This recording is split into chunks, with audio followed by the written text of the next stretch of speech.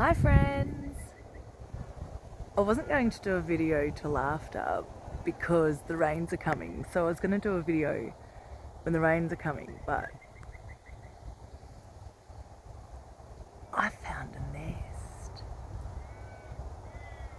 and it's right up, so I'm like leaning back, and with the camera it's quite difficult, but oh my gosh, now I am thinking, can you hear, if every now and again you can hear a squawking, that's a red-tailed cockatoo. Right up there. Right up there. So, maybe it's their nest. I have no idea. I don't care. I don't care what it is. It's a nest. And that's great news because, as I said, it doesn't matter what it is because as long as it's something nesting, you know? So, yeah. Pammy happy. Oh, look, you can really see it this side.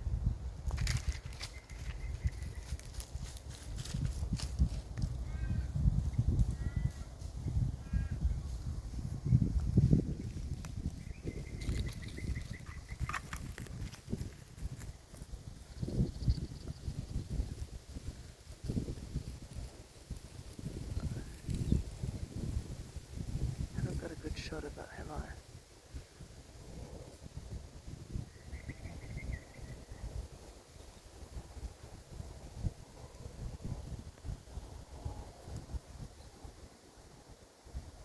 It's amazingly built.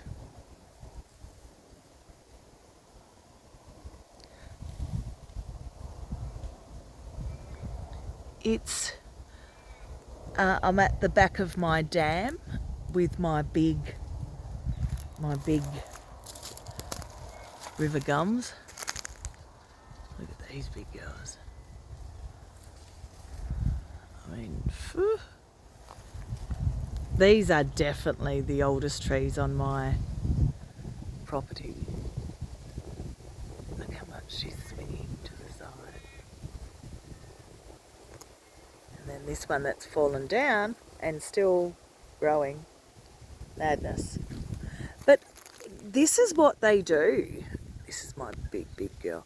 They look out for each other. And as I said, like, even if you just say, like, oh, I don't know, I reckon it's a couple of 100 years old. But say 100, right? That's 100 summers. So, you know, that's a lot of summers. I'm 50. I reckon she's definitely older than 100 though. But the reason I came in here is I was walking down to the dam. We're getting some rain, so I thought I'll quickly go for a walk now. And as I was walking past, I could hear branches dropping, and that's a sign that you've got cockatoos in your trees because they like to eat the nuts. And it's interesting because these are eucalyptus trees, and the ones down the front of my property, away from the water, they flowered first. And these are just flowering now, which is almost 6 weeks, 8 weeks later. So it's really interesting how they slowly feed the food through.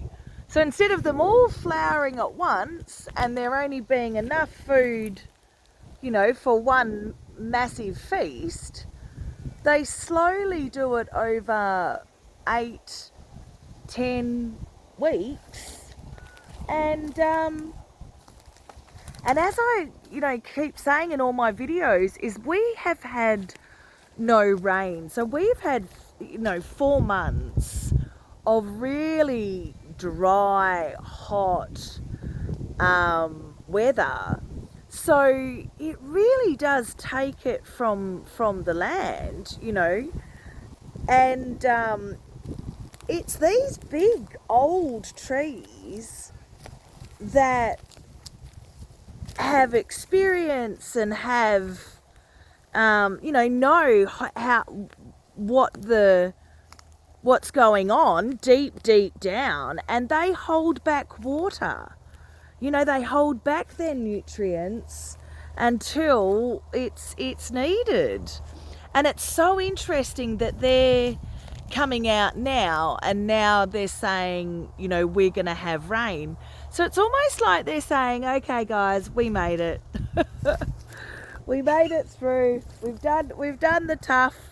And now, you know, we didn't actually need to, you know, give our bit. So now we're going to do it now.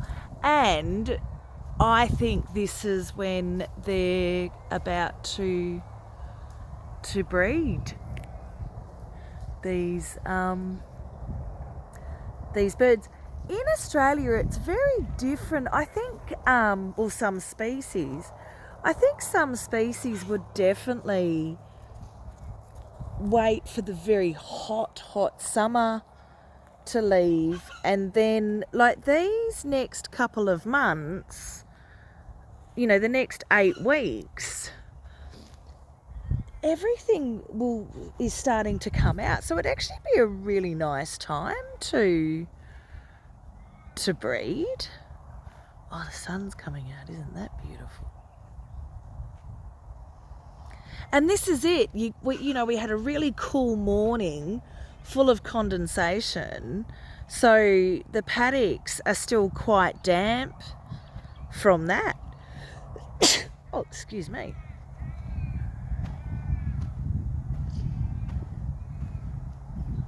They're saying that the rain is coming in about an hour, and then it's going to sort of settle in this afternoon. It's only 9:30 in the morning. And then tonight we're supposed to get a heap of rain. I love filming it because I love seeing if there's any indicators around that it is going to rain, and you know what the animals are doing. And I mean, that's how I noticed the frogs. And on my way down, I'm walking, so on the way down to the dam, I noticed there was like little offshoots of plants coming through. So it's so interesting to watch. As I said, like the green just popping up just everywhere. This is the kangaroos' place that they all hang. I think, you know, it's quite damp because it's near the brook and the dam. And because it is just, you know, still so dry here, I think this is the place that gets the food the quickest. But I do really think the next 8 weeks is going to be, you know, you'll really see everything come out and everything really start to green up, and, you know, the flowers come out, and it really is a pretty time of the year here. I am very, very, very lucky. And I do feel very lucky that I survived that very, very, very hot summer, because I really didn't know if I was going to. Hey, George. Have a beautiful day. I had to show you that nest. As I said, I have no idea what nest it is. But as I said, I don't really care. I'm just happy that there's new life. And don't you think that shows that this is a safe place? And that makes me happy. to know that I have given a creature a safe place. Well, I don't think I gave that creature a safe place, but I can hang in their safe place, you know, and they are still safe. So I'm interested to know what nest it is. So I will definitely be keeping an eye on to see what birds go in there. But isn't it funny what's right, you know, what right next to you, right in your world? I mean, I come down here every day, and now I've just realised that there's a beautiful nest there, you know? It's a great world. It really is. I just feel privileged. I just feel really, really privileged to be a part of this and to be watching it and to be able to contribute to it and watch it pretty up. Like, I cannot wait to start planting. Like, honestly, I'm like a little kid in a lolly shop, and I can't wait to see the flowers come out. You know, I'm dying for flowers. I think that's what I really miss. Like, on our farm growing up, and my aunt, I live with my aunt and uncle on the farm, and my aunt just loved flowers. She was obsessed with wildflowers, and she was a photographer as well. And she, oh my gosh, many a time would we, you know, be driving somewhere and she'd go, oh, you know, stop the car and get her camera out and take a photo. And this is, you know, in the day of filmed camera. So, you know, you had to go to the shop and take your film and get it developed.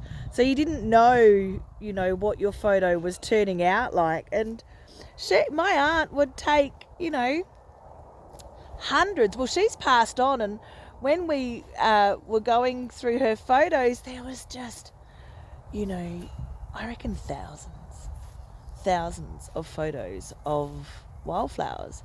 And that's what we grew up around. But because we have cleared our land so badly, like so badly, I mean, look at our paddocks.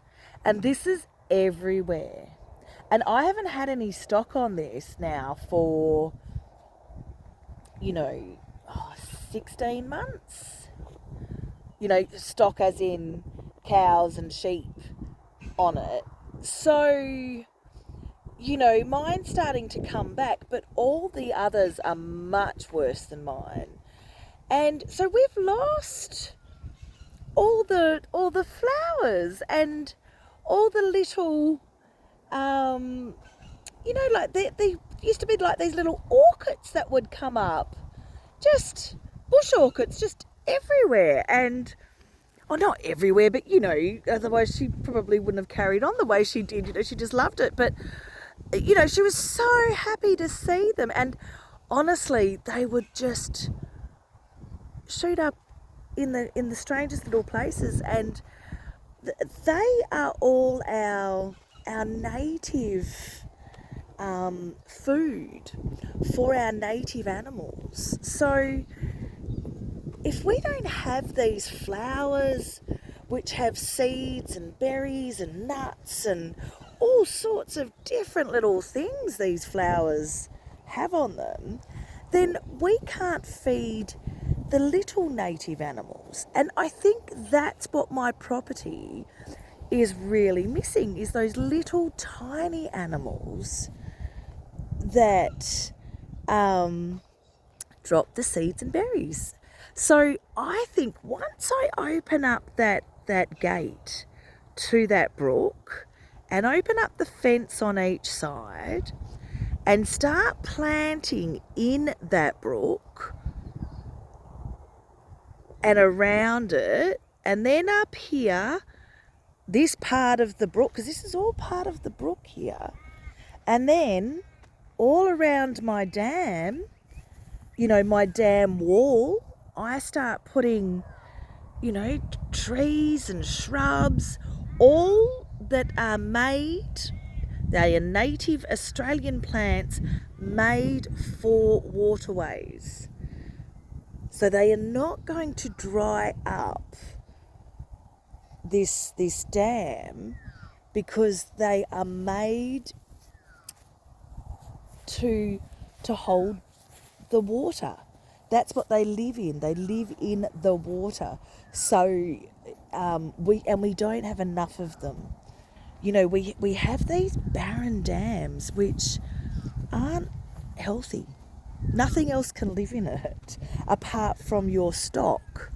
You know, your cows and your sheep. And where I've got tortoises.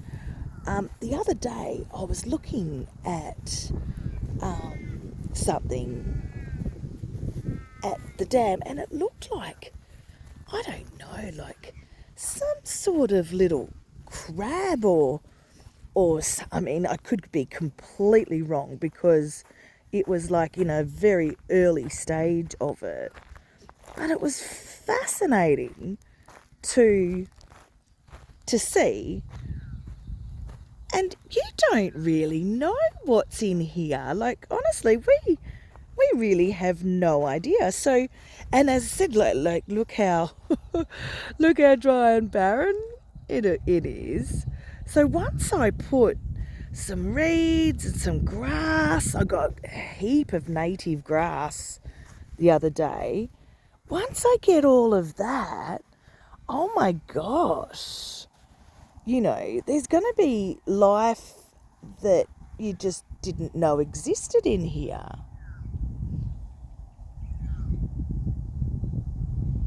But it is, you know, it's looking a little sad and it's, you know, starting to see, you know, need some rain. It's still quite damp, you know, like I'm walking along the bank here, which hasn't had any rain on it, and it's, you know, nice and damp and mushy. So, oh, and there's a little froggy. Don't want to walk too close to that. So yeah, there we go. That's why I came down. I wanted to see. Is it going to tell me? Yep.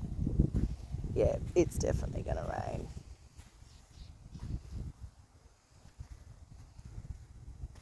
There's another froggy.